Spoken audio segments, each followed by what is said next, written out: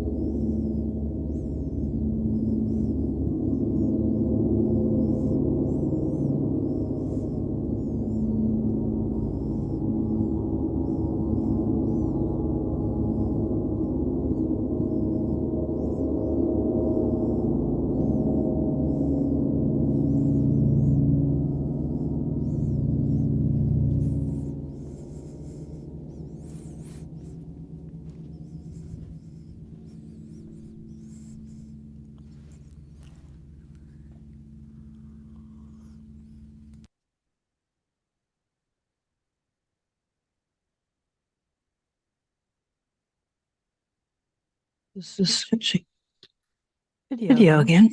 There. There. And she's back. And I'm back. You're You're back. back. Wow. Interesting the way the two complement each other as you play. Mhm. Why did you pick those two? Well, actually, I was playing a whole bunch of different combinations of two. Did you just hear two? I was hearing two bouncing back and forth. Okay. Wow. I did all kinds of combinations. So I basically played the deep breath gong and the big one in the middle at the bottom, and then I played the two in the middle at the top and the bottom. Then I played these two closer to me. How do you make the determination of which to play? That's part of the intuitive playing. Because they actually with the bowls and the gongs, it doesn't matter which ones you play. Like you can play all of them all together, or you can play just two. You get different sort of combinations of sound, with playing these two, let's say, and those two, depending on what kind of healing those gongs are especially good at. But you wind up as the listener, and because I'm playing them, I can actually hear the sound separately a little bit from the two gongs. That doesn't always happen, like if you're playing in a concert. So when I was taking a training with Don Conroe, the world gong master, there was four of us. We got invited to play like in a sort of a square. So we were playing four big gongs all together. And then he was doing the conducting. So when they do conducting, he goes like this, or up, like means to play louder, and down. And then sometimes he was saying, do this, And so he kept kind of like sticking his head around my gong as we were all playing. As we were all playing, I thought that I could only hear my gong. Now, this was the very first time I played with other people. And so I thought that I could only hear my gong. So I kept trying to play it more quietly so that the other gongs could be heard. Because in my mind, I thought that my gong was like just overtaking the whole sound. And he kept sticking his head around my gong and going, louder, louder, louder. And so when we were talking about it afterwards, I was like, I was kind of describing that. And they said, well, you were not hearing just your gong. You were hearing all four gongs. So I was hearing all four gongs as one big gong. And to me, it sounded like my gong. When you hear other people play, Yeah. I don't mean this in a negative way, but do you judge the way they play? Can you say, oh, like let's say we have Jennifer and Janine, and Jennifer plays, and then Janine plays. Can you Yeah. notice the difference between the way they play? Totally. And would you say, well, Jennifer actually plays a little bit better? Is there a possibility that somebody plays better than the other person? I think there is. I think there are people who, and this is true for any music. Like if you listen to piano, like, the great piano players, they're really great piano players. There's so much feeling and so much energy flow in how they're not just playing the music. They're playing with their whole soul, and you can feel that. And somebody else may be playing more mechanically and they're playing the same song, but it doesn't feel as good. It's kind of it doesn't even sound the same. And harmonic instruments and gongs are the same way. So there are some people who are playing with their minds. So they're trying to figure out where to hit it. And that's taking up a lot of time and energy. And so it's sometimes not a very smooth, it's not a smooth flow of the sound. And it sounds very different than someone who's just playing totally intuitively. And it also depends. When I was first, meeting other gong players in Toronto here, a friend of mine who played gongs, and she said, I want you to listen to so-and-so play the gongs, and then I want you to give me feedback afterwards, because this was a student that she had. And so I was listening to the woman play, but I was watching her as well. And she was like dancing, like with her whole body, right? and she was moving forward and back and forward and back and kind of going around like this. Now, the sounds were not that different than other people playing, but it was more the energy of how she was playing, and the energy gets transmitted in the sound. And when I was watching her, it was looking like very, very shamanic. Like it was like she was, and she drums a lot too, right? Hmm. And so I said and I was giving her feedback too. And I said, you know, you have a lot of shaman energy in you, you know, because that's how you play. And she burst into tears. And I was like, oops, Wow. you know, what did I say? And she said, no one's ever told me that before. And I said, well, that is your energy. And a week later, she emailed me saying that she'd signed up for a shamanic training of 2 months in Peru, and off she went. So her, you know, I mean, all of us, our playing it's informed by our soul, you know, and who we are. So it depends on how well people let that flow through. Like, to me, that's what I like to hear and watch other people playing very differently than me. But if they're letting the energy flow through, then it's awesome. I look at what you say, and it does ring true. Why do we feel something for a certain artist? Like, let's say, a musician, a major star, whatever it might be. Yeah. We're picking up their energy that they put into their music. Even if it's recorded, it can still transfer the energy, right? Mhm. Um, and it does something to us. And why are some songs or artists more popular than others? If you factored out all the marketing and any of that, why do some resonate? I got to believe it's the energy that's coming from their music. What they put into Yeah. it is getting out there. Yeah. Well, then when you listen to covers, when people do covers of, you know, a song that's written by somebody else, Sure. they sound very different. And, you know, I've heard like musicians being, you know, interviewed, and they'll say, oh, so-and-so, when they sang this song that I wrote, you know, didn't sound that great. You know, they'll say that. Or they'll say, but so-and-so, when they did a cover of my song, like, that was just awesome. Like, you know, It's so funny you should say that because I've heard covers and I've liked them better, or I felt something better than hearing the original, even live. And I think it's the energy. Maybe yeah. the energy it's just different. Maybe it aligns with me or somebody else differently, and that's why you like it more than maybe the original. Mm-hmm. Mm-hmm. Yeah, and it's very, I mean, you know, doing sound healing and playing the instruments, I mean, it's a form of music. I found like a really awesome quote, and actually I'm gonna read a little bit to you from my phone, because you know, we're always talking about how do I play intuitively.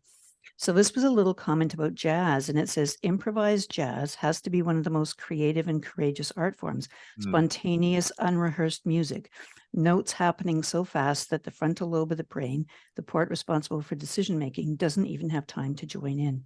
This is the thing about improvisation. It involves immense trust in the capacity to create without conscious thought or effort. Hmm. And I thought that was like probably one of the best, you know, descriptions of what I do. Like when I say that I play intuitively, you know, it's the same as the jazz players. Now, when there's a bunch, when they're like, if somebody's doing, you have to imagine somebody doing a jazz solo. So when somebody's doing a jazz solo, they're not playing any kind of music or song or tune that they have rehearsed at all. They are just playing Right. sounds on that instrument, and they have to do the same thing that I do. They have to let go of any pattern in their mind or idea or plan in their mind of how they're going to play. You just sparked something in me in that you take a look at a group and why they work well together. There's thousands of groups out there. Why do only some of them become popular, even back in the day? And you think of some of the players, and maybe it's their energy that intertwined within each other, how it all Yeah. Like the Beatles. How did that, Mm-hmm. there was some kind of magic going on there, how they're all very different, but their energy intertwined to make a superior product at that time. Yeah.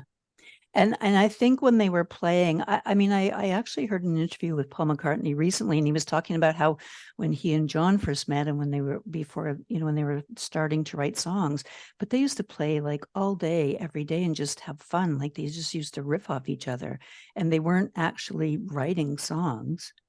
They were just playing because they loved to play. And that way they did get used to each other's energy and each other's energy when they were playing, and the energy in the music, and if you're in a band where you can feel, even say if you're even the lead singer, if you still have to feel every single person in the band, how they're playing and what energy they're putting into that music and how it's all going together, and then hear yourself in that too.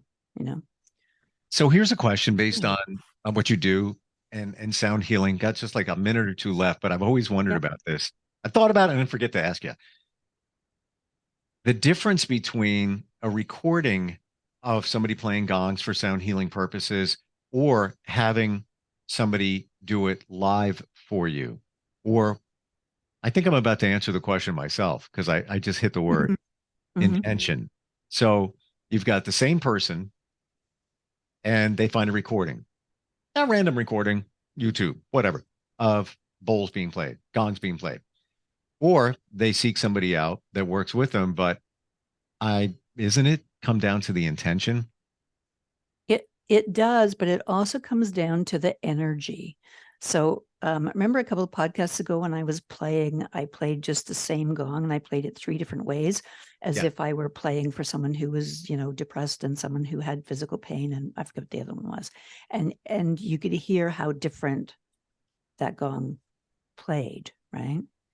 And so I think when we're playing, it's like if I do a recording for someone that I know and I have a connection to, and I know what their issues are, I can do a recording and they can listen to that, and it will be just as powerful as if they're in the studio. If I do a recording, and this is why I can't practice. Like, there's no way to practice playing these. I have to play. I can play for myself, but if I'm playing without incorporating, and because my playing is driven by the energy of the person, right? So if I just play in my studio here and I do a recording and I don't have you in my mind, I don't have you in my energy field, right? I haven't consulted with your higher self to see if you want this music to be played for you, then you listen to it, it's not going to do as much. So like when I listen to other people playing, playing gongs and bowls and whatever and gongs online, I actually don't listen to them very much. But when I do, I find it really boring because there's not a lot of energy. It's not a moving, living, breathing energy thing that's related to me as a listener or even to another person. Well, I guess it comes down to hearing a recording or going to a live performance. I'll go to any live musical performance. I don't care what it is, what type of music. I don't even have to be into that type of music. I just like the energy. I just like what comes back. It just feels good. I'll seek anything out. It could be country. I'm not a huge country person. I'll show up. I don't care. I love it. Yeah. Just, and experiencing that with other people is just, there's something there. So I guess that's essentially what we're talking about. Yeah. When you're doing it live, for somebody, and the energy is there, a different type of energy, and the intent is there. Where do we find you? I know you got a couple of places where people can book either a sound bath or a one-on-one. Yep, they can book a sound bath. Now, sound bath, a group sound bath means there's other people that are listening as well. These are all virtual because I'm working still virtually primarily now. Sure. So they can get tickets for that at barbsounds.eventbrite.ca. Gotcha. Those are for the group sound baths. If they want an individual one, they can go to heal.me/barbsounds. And that's where I have my private practice, like the individual sessions that I do. And if anybody's interested, they can go to heal.me /Barb Sounds and book a 20-minute free consultation. If they Yeah. just have, any of you watching these podcasts, if you have questions or you want to know something or you want to kind of check out what it would be like for you, then book a 20-minute with me and we can talk more about it. Yeah. The energy thing is real. For people that don't Mhm. realize it's healing people, millions of people every single day. And if I didn't experience it, and I kind of got it, I wish I got it way sooner. But when you see what it can do, even with energy healing through Reiki, same thing with sound. It's all there. And it's, if you were listening earlier when Barb was playing, it just stops you in your tracks. There's just something there. You feel relaxed. You're just like, oh, wow. I don't know what that is, but I need to listen to that. And it's the energy that you're putting into it. Yeah. I was in a store one time with a friend of mine and there was a lot of people milling around and it was a lot of outdoor decorations and stuff. And we found these Tibetan bells, the gantas, and so you can play them upside down like a bowl. So I had one in my hand and I was just playing it around and around. And it was basically one tone with a little bit of harmonics. And I liked the sound of it. And then all of a sudden there was like 6 people, 10 people all like standing around, like just not moving and Like watching me. I mesmerized. thought it was like just a little sound and I was playing kind of in the corner and I didn't even notice. And then I kind of looked around and I was like, whoa, I had this whole audience. Yeah. Yeah, Because your that's energy is true. there and your energy is good and it gets out there Yeah. and it heals. Barb, always great talking with Yep. you. Super. Yeah. Great talking to you too, Steve. Sounded great today. Thank you for the break. Like, Awesome. ah, You're getting a treatment every time we do a podcast. I know. It's Well, good. as is So everybody is else. everybody else. Yeah, exactly. And that's I look great. forward next time we get together. All right. Me too. Are you looking for even more of the podcasts and hosts that you love? The Podcast Business News Network is proud to announce that you now have even more ways to listen live. Check out the MyTuner Radio, online radio box, and Simple Radio apps on iOS and Android, or find us online. Search for Business News Network on mytuner-radio.com or search Podcast Business News Network on streama.com and onlineradiobox.com/US. Take your podcast on the go and don't miss a minute of the action.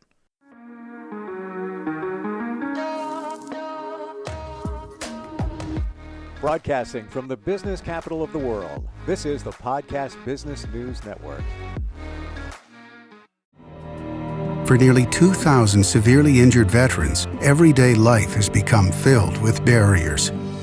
Day-to-day simple tasks can become pretty daunting. I have to carry my chair up 2 flights of steps or have somebody do it for me. What scares me the most is just the falling. When I'm struggling with my house, I think, to have that one great barrier just knocked down, it's crucial. Home for Our Troops is a wonderful nonprofit that builds a mortgage-free, fully adaptive, handicap-accessible house. And there's no catch. It'll be our very first home that we've ever owned. This is a game changer. This is where your life begins again. We need you to join us in completing this important mission. Please visit hfotusa.org and help build homes and rebuild lives. Because of you, everything's going to be okay.